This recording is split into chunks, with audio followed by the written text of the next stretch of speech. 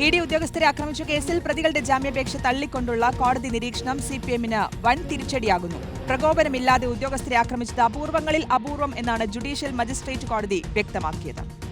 ശക്തമായി പരാമർശം മേൽക്കോടതിയെ സമീപിക്കാനിരിക്കുന്ന പ്രതികളുടെ നീക്കങ്ങൾക്ക് കടുത്ത പ്രതിസന്ധിയുണ്ടാക്കും. അതേസമയം കേസിൽ ഒളിവിൽ കഴിയുന്ന മറ്റു പ്രതികൾക്കായി പോലീസ് തെരച്ചിൽ ഊർജിതമാക്കിയിട്ടുണ്ട്. ആഷിൻ ഡിയാഗോ വിവരങ്ങളുമായി ചേരുകയാണ്. ആഷിൻ, ഇന്നലെ ഗുരുതരമായ പരാമർശങ്ങളാണ് ജാമ്യാപേക്ഷ തള്ളിക്കൊണ്ടുള്ള ഉത്തരവിൽ കോടതിയുടെ ഭാഗത്ത് നിന്ന് ഉണ്ടായത്. ഈ ഇഡി ഉദ്യോഗസ്ഥർ ഔദ്യോഗിക കൃത്യനിർവഹണത്തിലായിരുന്നില്ല ആ സമയത്ത് എന്നൊക്കെയുള്ള വാദം പ്രതികൾ മുന്നോട്ട് വെച്ചിരുന്നെങ്കിലും അതൊക്കെ തള്ളിക്കൊണ്ട് ഗുരുതരമായ പരാമർശങ്ങൾ നടത്തി ജാമ്യം നിഷേധിക്കുന്ന നിലയാണ് കോടതിയുടെ ഭാഗത്തു നിന്നുണ്ടായത്. അത് അവിടെ മാത്രമല്ല, ഇനി മേൽക്കോടതിയെ സമീപിക്കുന്ന ഘട്ടത്തിലും കോടതിയുടെ നിലപാട് അതുതന്നെയായിരിക്കുമെന്ന സൂചന നൽകിക്കൊണ്ടായിരുന്നു ആ പരാമർശങ്ങൾ. ആഷിൻ ഡിയാഗോ.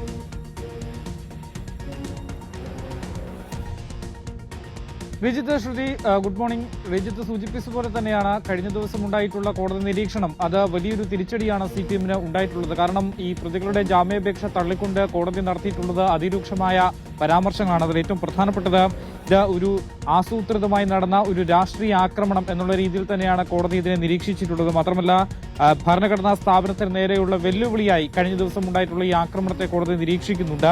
ആക്രമിക്കപ്പെട്ട വാഹനം അതൊരു പൊതുമുതൽ തന്നെയാണ്. പിന്നെ എങ്ങനെ പൊതുമുതൽ നശിപ്പിക്കപ്പെട്ടിട്ടില്ല എന്നുള്ള വാദം നിലനിൽക്കും എന്നടക്കമുള്ള ചോദ്യങ്ങളും കോടതി ഉന്നയിക്കുകയും ചെയ്തിരുന്നു. ഈ ആക്രമണം ഉദ്യോഗസ്ഥർക്ക് ഭീതിയും മാനസിക ആഘാതവും ഉണ്ടാക്കിയിട്ടുണ്ട് എന്നും കോടതി നിരീക്ഷിച്ചിരുന്നു. സമൂഹത്തെ നേരിട്ട് ബാധിക്കുന്ന അപൂർവ സംഭവമാണ് ഇത് എന്നും ആണ് കോടതി കഴിഞ്ഞ ദിവസം നിരീക്ഷണം നടത്തിയിട്ടുള്ളത്.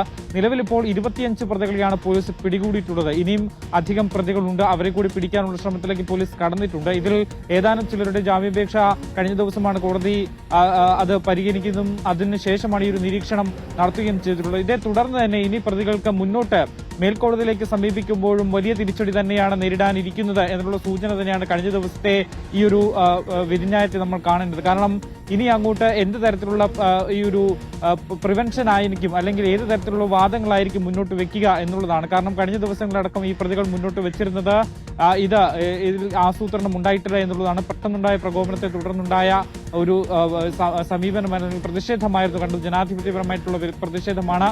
പൊതുമുതലൊന്നും നശിക്കപ്പെട്ടിട്ടില്ല അടക്കമുള്ള കാര്യങ്ങൾ ഉന്നയിച്ചുകൊണ്ടായിരുന്നു ഈ പ്രതികൾ കോടതിയെ സമീപിച്ചത്. പക്ഷേ അതിനെല്ലാം വിരുദ്ധമായി തന്നെ കോടതി ഒരു നിലപാടെടുക്കുകയും ജാമ്യം തള്ളുകയുമാണ് നമ്മൾ കണ്ടത്. ഇനി മുന്നോട്ടും മറ്റ് മേൽക്കോടതിയിലേക്ക് പോയാലും സ്ഥിതി ഇത് തന്നെയാണ് എന്നുള്ളതാണ് നമ്മൾ മനസ്സിലാക്കേണ്ടത്. എന്തായാലും ഈ ഒരു വിധിയോടുകൂടി, അല്ലെങ്കിൽ കോടതിയുടെ പരാമർശത്തോടു കൂടി സിപിഎം വെട്ടിലായിരിക്കുകയാണ്. കാരണം ഇനി മുന്നോട്ട് എന്ത് എന്നുള്ളൊരു വലിയ ചോദ്യമാണ് അവർക്ക് മുന്നിലുള്ളത്.